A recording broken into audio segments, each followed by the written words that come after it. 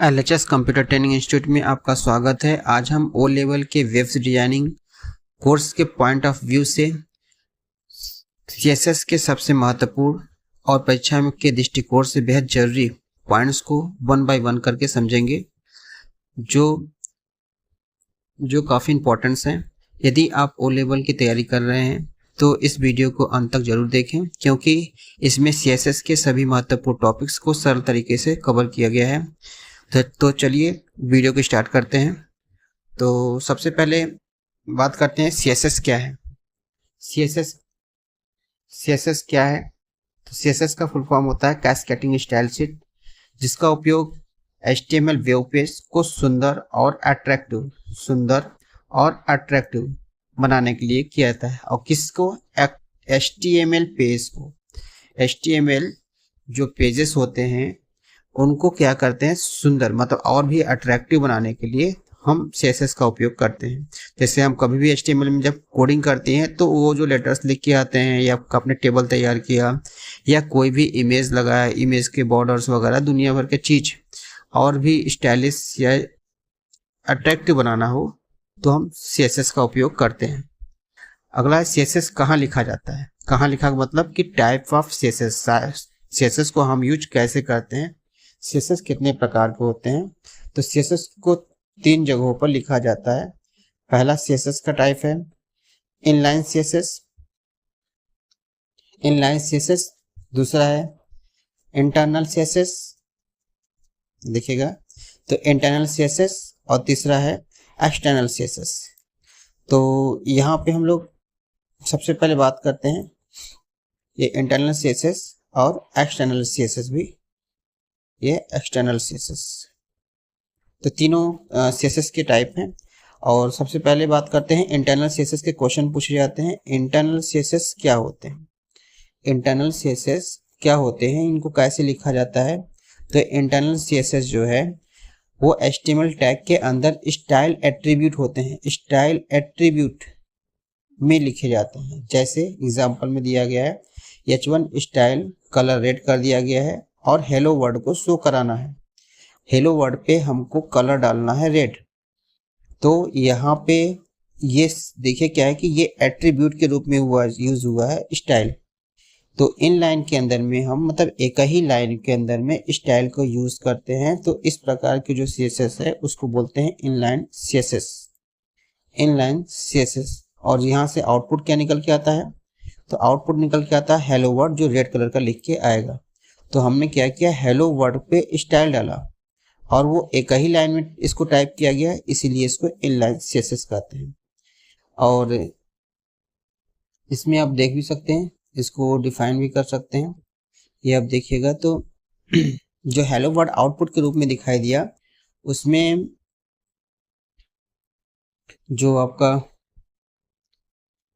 Style क्या है, एक एचटीएमएल एट्रीब्यूट है। कलर क्या है, सीएसएस प्रॉपर्टी है, कलर एक सीएसएस प्रॉपर्टी है। और रेड जो कलर है वो वैल्यू है। तो 3 चीज है, स्टाइल को यूज किया गया है, ये एट्रीब्यूट है एचटीएमएल का।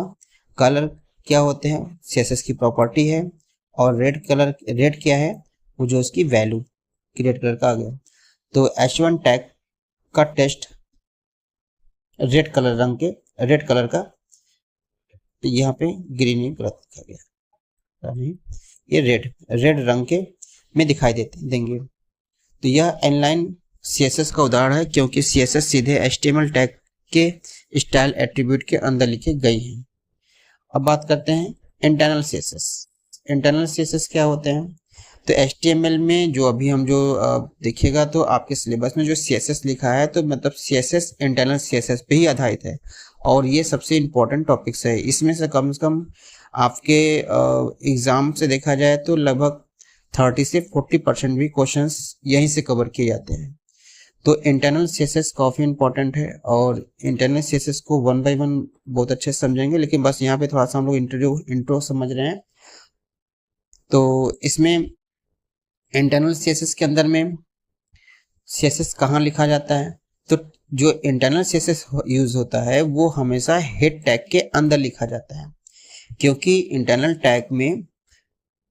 जो टैग है इंटरनल सीएसएस है वो हेड टैग के अंदर में लिखा जाता है।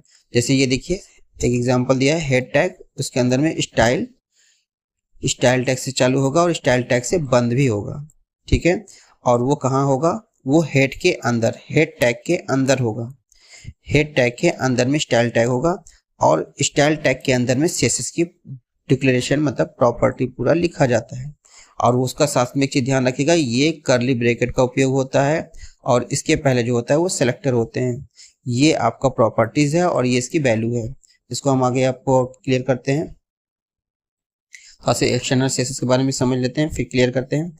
एक्सटर्नल सीएसएस क्या होते हैं, ये एक्सटर्नल मतलब कि ये बाहर से यूज होते हैं, इनकी अलग से फाइल बनाना पड़ता है और वो सीएसएस फाइल बनाना पड़ते हैं। सीएसएस फाइल मतलब कि डॉट सीएसएस अगर किसी फाइल को हम सेव करते हैं वो सीएसएस फाइल होता है। तो जैसे आप सुने होंगे कि w3.css w3 के नाम से अगर आप फाइल बनाते हैं जिसमें आपके जितने भी फॉन्ट होते हैं, बॉर्डर्स होते हैं, डिस्प्ले प्रॉपर्टी है, तो वो सभी चीज क्या है कि आपको इसमें ही आपको आते हैं, तो वो w3 के नाम से इसको जाना जाता है। w3 के नाम से भी जाना जाता है। आपके सिलेबस के अंदर में CSS फ्रेमवर्क के नाम से इसको जानते हैं। ये जो w3 के अंदर में .css के नाम से फाइल आप बनाते हैं, एक CSS फाइल बनाते हैं और इसी से कनेक्ट होता है, तो इसके लिए ये लिंक का यूज किया जाता है। इस लिंक के माध्यम से हम क्या करते हैं, HTML फाइल को कनेक्ट करते हैं और इसका प्रभाव हम HTML में डालते हैं। तो इस तरीके से 3 प्रकार के CSS जो है, इनलाइन, इंटरनल और एक्सटर्नल, खास करके इनलाइन, इंटरनल और एक्सटर्नल CSS का ज़्यादा उपयोग होते हैं। तो अब बात करते हैं इंटरनल CSS में।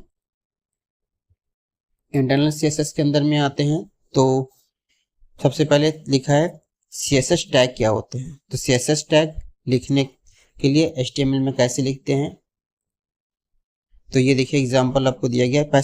जो स्टाइल टैग लिखा जाता है और स्टाइल टैग के अंदर ही आप क्या करते हैं, CSS की प्रॉपर्टी लिखते हैं।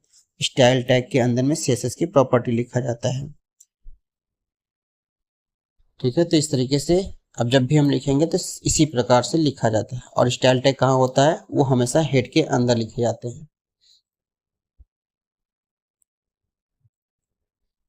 अब इसमें नेक्स्ट पॉइंट है कि एक्सटर्नल CSS जोड़ने का टैग। तो एक्सटर्नल CSS कभी कभी क्वेश्चन पूछा जाता है। एक्सटर्नल CSS को जोड़ने का टैग, तो ये लिंक है, यही लिंक का यूज करके हम एक्सटर्नल CSS को जोड़ते हैं, ठीक है। नेक्स्ट, CSS फाइल का एक्सटेंशन क्या होता है। अक्सर क्वेश्चन पूछ जाते हैं CSS फाइल जब पूछे तो CSS फाइल का एक्सटेंशन .css होता है। बट आपसे पूछे जब CSS फाइल को हम यूज यहाँ करते हैं तो उसको हम लोग अक्सर देखेंगे तो .html से सेव करते हैं। तो CSS फाइल का एक्सटेंशन तो .css होगा, लेकिन CSS का अगर हम यूज किस में करते हैं, HTML फाइल के अंदर में करते हैं। HTML के अंदर में आप देख सकते हैं HTML में हम इसका उपयोग करते हैं, किसको, CSS को। तो CSS फाइल हम लोग नहीं बनाते, हम लोग जब भी काम करते हैं HTML फाइल बनाते हैं तो उसको .html से सेव करते हैं, ठीक है। CSS फाइल अगर आप बनाते हैं तो उसको .css से सेव करेंगे। नेक्स्ट है, हाँ एग्जांपल भी दिया गया कि अगर आप फाइल को सेव करेंगे तो इस तरीके से CSS फाइल बना सकते हैं। नेक्स्ट है छठा पॉइंट कि CSS का सिंटैक्स क्या होता है। तो सिंटैक्स को समझिएगा, क्योंकि CSS को हमेशा इस तरीके से लिखा जाता है। पहले उसके सेलेक्टर होते हैं। सबसे पहले आप देखिएगा तो आपको सेलेक्टर मिलेगा, ये कि कर्ली ब्रैकेट से पहले जो यूज करते हैं वो सेलेक्टर है, जो कि एग्जांपल में भी यहाँ पे दिखाए गए हैं। प्रॉपर्टीज, उसके बाद कर्ली ब्रैकेट का जब पहला वर्ड आता है, जैसे यहाँ पे इस एग्जांपल में देखिएगा पी क्या है, एक सेलेक्टर है, ठीक है। कलर क्या है, प्रॉपर्टीज नेम है। वैल्यू मतलब रेड जो है वो वैल्यू है। तो इनको पूरा मिला के बोला जाता है डिक्लेरेशन, है ना, डिक्लेरेशन। तो इस तरह से CSS की प्रॉपर्टी को लिखा जाता है, मतलब सिंटैक्स को लिखा जाता है। कभी भी ध्यान रखिए, ये HTML में इक्वल का यूज करते हैं, बट यहाँ पे कोलन का यूज करते हैं। और हमेशा जब ये जो आपका डिक्लेरेशन कंप्लीट होता है तो आप यहाँ पे क्या करते हैं, सेमी कोलन का उपयोग करते हैं। तो ये सब पॉइंट को आपको याद रखने हैं कि हम कहाँ पे कोलन का यूज करते हैं और कहाँ पे हम सेमी कोलन का यूज करते हैं। और जो सिलेक्टर यूज क्यों होते हैं, क्योंकि हम जब कभी भी कोई चीज को, जैसे आपने पढ़ा होगा कि कभी भी हम कोई भी MS वर्ड या वगैरह के अंदर में कोई भी चीज को अगर कलर करना होता है तो उसको सेलेक्ट करते हैं। सेलेक्ट क्यों करते हैं कि सेलेक्ट अगर नहीं करेंगे तो हम कैसे उसको बोल्ड करेंगे, इटैलिक करेंगे, अंडरलाइन करेंगे, या कुछ भी कलर वगैरह डिजाइन कुछ भी डालना हो तो हम लोग क्या करते हैं, सेलेक्ट करते हैं। तो वैसे ही वेब पेज बनाते समय अगर हम CSS की प्रॉपर्टी को कहीं यूज करना चाहते हैं, CSS की प्रॉपर्टी को यूज करना चाहते हैं तो हम सबसे पहले सिलेक्टर का यूज करते हैं, जो कि सिलेक्टर आपको दिखाएं कि सिलेक्टर यही होते हैं। ये सिलेक्टर है, ठीक है। ये सिलेक्टर बताएगा कि कहाँ पे हम इसका कलर डालें, कहाँ पे इसका प्रभाव डालें, ठीक है। कहाँ पे हम कलर करना चाहते हैं, रेड, किसको करना चाहते हैं, क्लियर है। जब हम किसको करना चाहते हैं ये दिखाना चाहते हैं तो सबसे पहले सिलेक्टर का तो यूज करेंगे, पूरे पेज को तो कलर नहीं करेंगे। अगर पूरे पेज को कलर करना चाहते हैं तो पूरे पेज में आप सेलेक्ट करेंगे। किस डाटा को सेलेक्ट करना चाहते हैं तो जिसको सेलेक्ट करना चाहते हैं तो यही से सेलेक्ट होगा। यहाँ जो लिखेंगे तो अब बॉडी के अंदर में जहाँ पे ये इसका प्रभाव डालना है तो उसी टैग का यूज करके हम यहाँ पे सेलेक्टर का यूज करते हैं। अब इसी सेलेक्टर के टाइप्स आपको आगे क्लियर करते हैं। तो ये समझ में आया कि हम पहले सिलेक्टर का यूज करते हैं, उसके बाद कर्ली ब्रैकेट लगाते हैं और उसके बाद जो कलर है वो उसकी प्रॉपर्टी होती है, रेड क्या है उसकी वैल्यू होती है ना। कोलन के बाद जो लिखते हैं वो उसकी वैल्यू है। ऐसे ही यहाँ पे भी बना गया है। फॉन्ट साइज क्या है, प्रॉपर्टीज है। 12 पिक्सल का मतलब हुआ कि ये इसकी वैल्यू है और पूरे को मिला जाता है तो डिक्लेरेशन बोला जाता है, ठीक है। तो नेक्स्ट बात करते हैं सेलेक्टर्स क्या होते हैं। तो जिस एलिमेंट पर स्टाइल लगानी होती है उसे सेलेक्टर कहते हैं। अभी बताएं कि अगर कोई भी चीज को आप जहां पे स्टाइल लगाना चाहते हैं, जिसको कलर करना चाहते हैं, जिसको डिजाइन करना चाहते हैं, जिस टेबल को आप अच्छे से बनाना चाहते हैं तो वहां पे तो आप क्या करेंगे, वहां पे स्टाइल लगाएंगे। तो स्टाइल लगाने के लिए उसके पहले हम लोग सेलेक्टर का उपयोग करते हैं, तो वही सेलेक्टर होते हैं। तो सेलेक्टर होते हैं तो यहाँ पे आपका सेलेक्टर क्या है, H1। H1 क्या है, एक सेलेक्टर है, ठीक है। इसके बाद ये चीज क्या है, ये आपकी प्रॉपर्टी, ये प्रॉपर्टी होगी और ये क्या है, इसकी वैल्यू, ठीक है। तो यहाँ पे H1 सेलेक्टर है, लिखा भी गया है। नेक्स्ट है प्रॉपर्टी क्या होती है, जो चीज बदलनी हो उसे प्रॉपर्टी कहते हैं। जैसे हम लोग को क्या करना है कि यहाँ पर लिखा है कि जो चीज बदलनी हो उसे प्रॉपर्टी कहते हैं। जैसे हमको कलर बदलनी है तो कलर क्या है, प्रॉपर्टी है। सेलेक्टर और ये वैल्यू है। कलर क्या करना चाहते हैं तो वो जो वैल्यू देखिए नीचे बताया गया है, वैल्यू क्या होते हैं, प्रॉपर्टी को जो मान दिया जाता है उसे वैल्यू कहते हैं। तो प्रॉपर्टी को क्या मान दिया गया है, रेड, रेड इसकी वैल्यू है। कलर क्या है, प्रॉपर्टी है और H1 क्या है, सेलेक्टर। ये क्लियर अगर रहेगा तो CSS को आप बहुत इजी तरीके से कर सकते हैं। हम किसको कब कहाँ यूज करते हैं और किस लिए इसका यूज हुआ है, H1 का यूज क्यों हुआ है, ये सिलेक्ट करेगा कि हम कहाँ पे कलर करें। दूसरा ऑप्शन आता है ये कलर करें तो कलर करें कि फॉन्ट साइज बढ़ाएं या क्या करना चाहते हैं। तो जो करना चाहते हैं ये इसका प्रॉपर्टी कहलाता है। और उसको क्या मतलब, अगर आप कलर करना भी चाहते हैं तो कलर में कौन सा कलर करना चाहते हैं, रेड, ग्रीन, ब्लू, वो उसकी वैल्यू होगी। तो इस तरीके से प्रॉपर्टी और वैल्यू को क्लियर कर दिया गया। अब आता है कि डिक्लेरेशन क्या होते हैं। तो अभी जो ऐसा ऊपर में हमने चित्र के माध्यम से दिखाया था कि प्रॉपर्टी और वैल्यू मिलाकर प्रॉपर्टी और वैल्यू मिलाकर डिक्लेरेशन बनाते हैं। एग्जाम्पल में अभी ऊपर में देखिए, यहाँ पे हमने क्लियर किया, यहाँ पे हमने आपको बताया कि ये पूरे को बोलते हैं डिक्लेरेशन। ठीक है, प्रॉपर्टी, वैल्यू और सेलेक्टर्स पूरा मिलेगा तो वे डिक्लेरेशन बनते हैं। तो वही चीज आगे क्लियर है कि डिक्लेरेशन क्या होते हैं, तो प्रॉपर्टी और वैल्यू मिलाकर डिक्लेरेशन बनते हैं। प्रॉपर्टी और वैल्यू मिलाकर डिक्लेरेशन बनते हैं। तो ये आपको कलर और रेड। ठीक है, अगला है सीएसएस का कमेंट कैसे लिखा जाता है। सीएसएस का कमेंट क्वेश्चन अक्सर पूछा जाता है, सीएसएस में कमेंट लिखने के को कैसे पहचानते हैं। तो यहाँ पे स्लैश के साथ में स्टार और बीच में कमेंट लिखते हैं, फिर स्टार के साथ में स्लैश से बंद कर देते हैं। एग्जाम्पल दिखाए थे, हेडिंग कलर लिखा गया है। अगर इसको हम चाहते हैं कि किसी कोड करते समय जब हम कोड को लिख रहे हैं, जब हम कुछ लिख रहे हैं,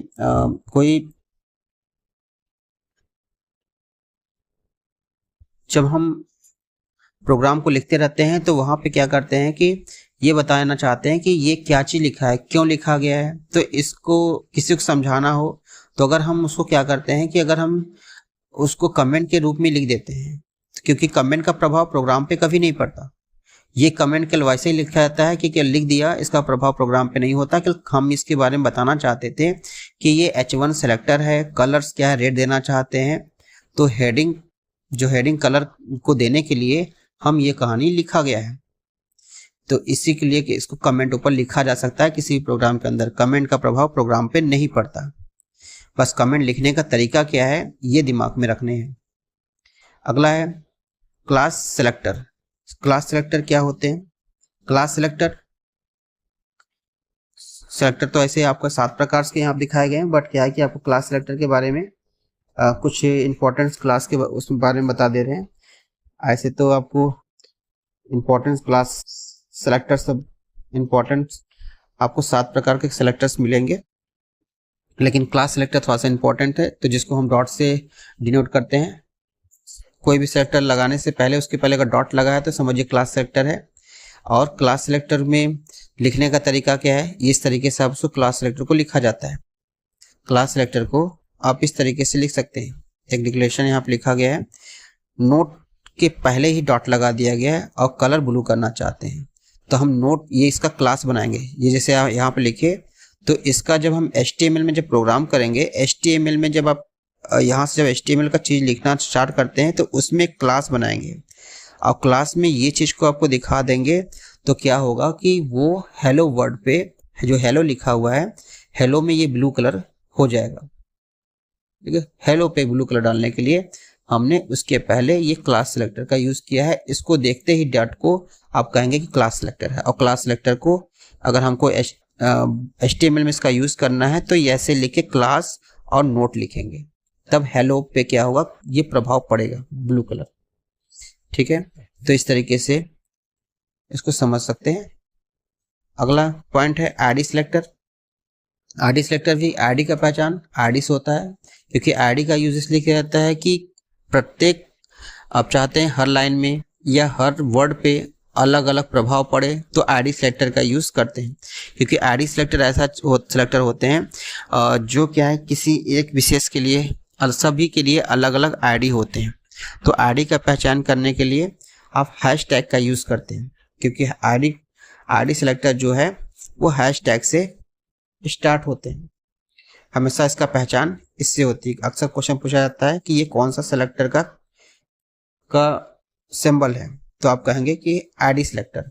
आईडी सेलेक्टर की में अब इस तरीके से उसका सिंटैक्स लिखा जाता है, और ये एग्जांपल उसका है कि हम वेलकम को चाहते हैं कि उसका कलर रेड हो जाए, तो हम क्या करेंगे, आईडी लिखेंगे। जैसे अभी उसके पहले आपने क्लास लिखा था और यहाँ पे आप आईडी लिखेंगे, आईडी और हेडर। तो हेडर में क्या होगा कि जब आईडी यूज करेंगे तो ये क्या होगा, वेलकम क्या होगा, वेलकम के अंदर में रेड कलर हो जाएंगे। अगला है यूनिवर्सल सेलेक्टर। यूनिवर्सल सेलेक्टर क्या होते हैं, सभी एलिमेंट पर लागू होते हैं। यह यूनिवर्सल मतलब पूरे पेज में, पूरे टेक्स्ट पे आप एक समान कलर अगर लगाना चाहते हैं, एक ही कलर करना चाहते हैं, या मार्जिन जीरो पैड और पैडिंग जीरो करना चाहते हैं, तो आप क्या करते हैं, इस सिलेक्टर का यूज करते हैं। जिसका पहचान है ये स्टार, ठीक है। तो यूनिवर्सल सिलेक्टर ये है। ऐसे ग्रुप सिलेक्टर होते हैं, ग्रुप सिलेक्टर भी है। ग्रुप सिलेक्टर एक साथ कई एलिमेंट चुनने के लिए किए जाते हैं। जैसे आपने ग्रुप में H1 का यूज किया, P का, div का, तो कलर ग्रीन हो, तो इस तरीके से यहाँ पे कई चीज एक साथ में मौजूद होते हैं। तो इस प्रकार से चीज देखेंगे तो H1 है, P है, टैग है, div है, तो एक साथ में सभी टैग आए हुए हैं। तो यहाँ पे ग्रुप सिलेक्टर है। ये ग्रुप सिलेक्टर का पहचान हमारे एक साथ में कई टैग्स साथ में जब आ जाते हैं तो वो क्या कहते हैं, ग्रुप सिलेक्टर कहलाते हैं। इनको देख के आप कर सकते हैं ग्रुप सिलेक्टर है। अगला है कलर प्रॉपर्टी। ऐसे तो और भी हैं सिलेक्टर, बट यहाँ पे कुछ चीज के बारे में इंपॉर्टेंट बताए गए हैं। हाँ, कलर प्रॉपर्टी क्या होती है, टेक्स्ट का रंग बदलना। जैसे किसी भी टेक्स्ट का रंग बदलने के लिए पहले भी बात हो चुकी है कि कलर, अगर आप कलर रेड लिख देंगे तो उसका कलर रेड हो जाएगा। बट उसके आगे आप ध्यान दीजिएगा, सिंटैक्स सही तरीके से लिखना है कि आगे हम सिलेक्टर कहाँ पे सिलेक्ट करना चाहते हैं, किसको हम कलर करना चाहते हैं, ठीक है। नेक्स्ट है बैकग्राउंड कलर। बैकग्राउंड कलर क्या होते हैं, तो बैकग्राउंड के भी प्रॉपर्टी होते हैं। इनके हम देखेंगे तो अलग से वीडियो तैयार होगा सभी प्रॉपर्टी के बारे में। बैकग्राउंड कलर्स के बारे में किसी भी जहाँ पे टेक्स्ट आप लिख रहे हैं तो उनका बैकग्राउंड आप अलग अलग कलर करना चाहते हैं, या फिर इसमें बैकग्राउंड इमेज भी लगते हैं। बट यहाँ पे केवल बैकग्राउंड कलर के बारे में बात हुई है। तो यहाँ बैकग्राउंड के साथ में आप कलर का यूज करेंगे तो उसकी बैकग्राउंड येलो कलर कर सकते हैं, रेड, ग्रीन, ब्लू, या फिर अलग अलग इनके कोड कलर भी होते हैं। अगला है फॉन्ट साइज। फॉन्ट साइज में टेक्स्ट का आकार कैसा हो, साइज बढ़ाना, मतलब हम कितना पिक्सल करना चाहते हैं। तो इनको लिखने का तरीका क्वेश्चन पूछा जाता है, कौन सा सिंटैक्स सही है। तो सिंटैक्स को बहुत ध्यान देना है कि हमेशा फॉन्ट डैश के साथ में साइज कोलन का यूज 20 पिक्सल, और वैसे ही बैकग्राउंड को भी यूज करते समय बैकग्राउंड कलर, तो इनके बीच में बैकग्राउंड के बीच में डैश और सेमीकोलन के साथ में उसकी वैल्यू लिखते हैं। नेक्स्ट है फॉन्ट फैमिली। फॉन्ट फैमिली मतलब किसी का फॉन्ट चेंज करना है, फॉन्ट बदलने के लिए इसका उपयोग करते हैं, ठीक है। फॉन्ट फैमिली का उपयोग, तो इसमें फॉन्ट फैमिली आप एरियल लिख दिया, टाइम्स न्यू रोमन लिख दिया, कैलबरी बॉडी लिख दिया, है ना। अलग अलग टाइप के फॉन्ट फैमिली का उपयोग करके हम फॉन्ट को चेंज कर सकते हैं। फॉन्ट वेट मतलब फॉन्ट का जो वेट है उसको बढ़ाने के लिए हम टेक्स्ट को बोल्ड करने के लिए इसका उपयोग करते हैं। फॉन्ट वेट को बोल्ड आप लिख देंगे तो मोटा हो जाएगा। नेक्स्ट है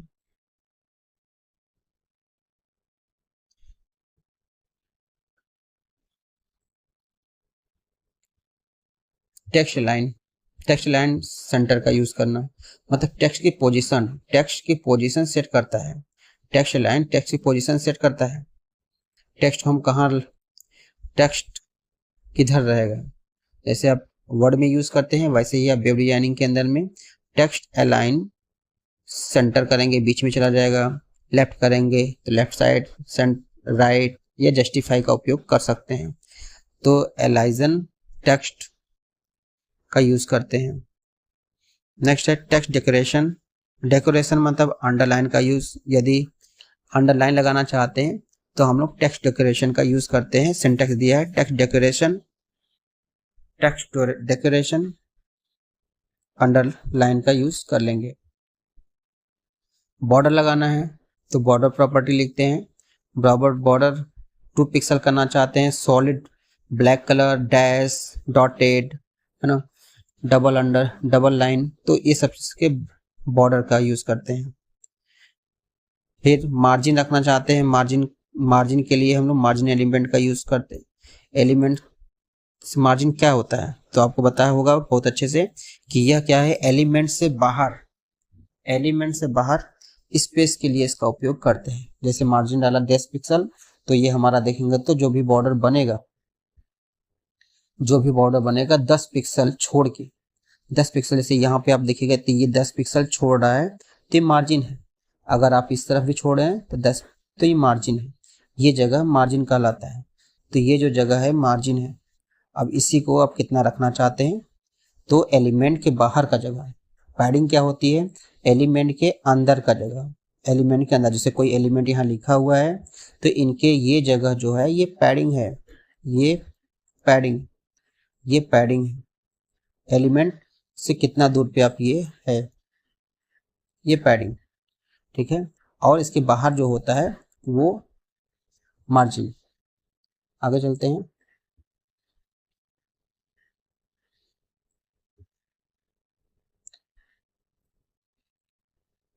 विड्थ, विड्थ मतलब चौड़ाई। चौड़ाई कितना रखना चाहिए, तो अपने हिसाब से आप जितना रख सकते हैं। किसी भी एलिमेंट की को कितना चौड़ा करना चाहते हैं, किसी भी टेक्स्ट, कोई भी टेबल है या फिर कोई इमेज है, उसको कितना वेट रखना चाहते हैं वो आपका यहाँ पे दिखाई। हाइट कितना रखना चाहते हैं, तो हाइट का यूज़ करते हैं 200 पिक्सल, तो हाइट बढ़ेगा। इसके बाद डिस्प्ले प्रॉपर्टी है। डिस्प्ले प्रॉपर्टी भी होते हैं। डिस्प्ले प्रॉपर्टी में ब्लॉक है, इनलाइन है और नन का उपयोग किया गया है। ऐसे ही पोजीशन प्रॉपर्टी, ये भी काफ़ी इंपॉर्टेंट है। पोजीशन क्या होता है कि पोजीशन स्टैटिक्स हो, रिलेटिव हो, एब्सोल्यूट हो, फिक्स हो, स्टिकी हो, तो ये सब पोजीशन प्रॉपर्टी। इस सब प्रॉपर्टी पे भी हम एक वीडियो बनाएंगे, बट यहाँ पे आपका भी कुछ चीज़ इंपॉर्टेंस है जो कि याद रखना जरूरी है पोजीशन प्रॉपर्टी से संबंधित। अब नेक्स्ट है CSS यूनिट। ये भी बहुत इंपॉर्टेंट वर्ड है, क्योंकि अक्सर कभी कभी PX लिखा रहता है तो हम सोचते हैं क्या है, बट यहाँ पे PX का मतलब पिक्सल है, जो क्या होता है फिक्स साइज निश्चित करता है। अगर आपने 20 पिक्सल 15 पिक्सल लिखा, PX कर दिया तो मतलब पिक्सल है। परसेंटेज लगा दिया तो वो क्या होता है, उसकी परसेंटेज है। परसेंटेज लगाने का मतलब परसेंटेज है, एलिमेंट की परसेंटेज आपने निर्धारित किया। इसके बाद आपने EM का, इसको रिलेटिव यूनिट बोलते हैं। ये प्रेजेंट फॉन्ट साइज होती है, ये इसका फॉन्ट साइज के लिए यूज करते हैं। REM मतलब रूट EM है वही, ये भी एक तरीके से फॉन्ट साइज ही है, बट ये रूट HTML का रूट साइज होते हैं। VH मतलब व्यू पोर्ट हाइट होता है। ये स्क्रीन हाइट होते हैं, ये स्क्रीन हाइट है, VH लिखते हैं। ये सभी यूनिट है। एक यूनिट और भी है VW मतलब व्यू पोर्ट वेथ है, मतलब चौड़ाई है, जो स्क्रीन की वेथ, इसके पहले स्क्रीन की हाइट थी और यहाँ पे स्क्रीन की वेथ है।